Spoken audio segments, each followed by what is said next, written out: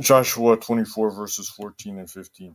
Now therefore fear the Lord and serve him in sincerity and in truth, and put away the gods which your fathers served on the other side of the flood and in Egypt, and serve you the Lord. And if it seem evil unto you to serve the Lord, choose you this day whom you will serve, whether the gods which your fathers served that were on the other side of the flood, or the gods of the Amorites in whose land ye dwell. But as for me and my house, we will serve the Lord. Imagine if Joshua had someone play soft or suspenseful music as he said these words. That would be an extremely ridiculous thing to any sane person. Yet it's normal in churches and evangelistic meetings now for music to be used to extract decisions out of people. If the goal is to move people emotionally in the moment to make an announcement that they will serve the Lord rather than really help them come to a resolve to serve the Lord from the depth of their heart, then using music in this way would make sense. But that should not be the aim. When the aim is proper, it actually makes a lot more sense to warn of the reasons why it is so hard to serve the Lord, and to say you should not even bother saying you will do so unless you are willing to face great hardship in doing so.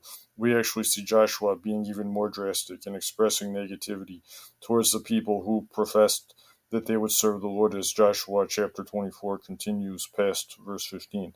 It is also evil to employ music at church meetings to extract money out of people. There is a good reason to not even have a collection at all, and just let those who choose to give money put it in a box before or after the meeting. See Matthew chapter 6, verses 1 to 4. Yet when a church takes up a collection and plays music which is obviously intended to create an atmosphere that induces people to give money, then that is deceitful. A church which isn't content to only receive the money which people would put in an offering box without others noticing and without employing human compulsion through music and or in other ways, is not primarily concerned with leading people in the righteous ways of the Lord. Some might bring up Elisha calling for a minstrel to play for him in 2 Kings 3:15 to defend music in the way it is being rebuked here.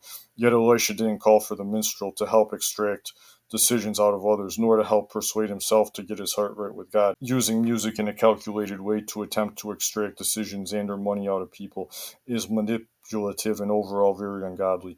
As crazy as it is to imagine the faithful men of the Bible doing this, there actually is an example of this in the Bible, which only further demonstrates that this practice originates from heathens pushing their pagan, idolatrous religion.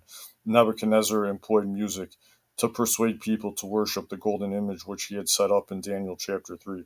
He even required that people fall down and worship his image immediately upon hearing the sound of the different instruments in the band which he had put together.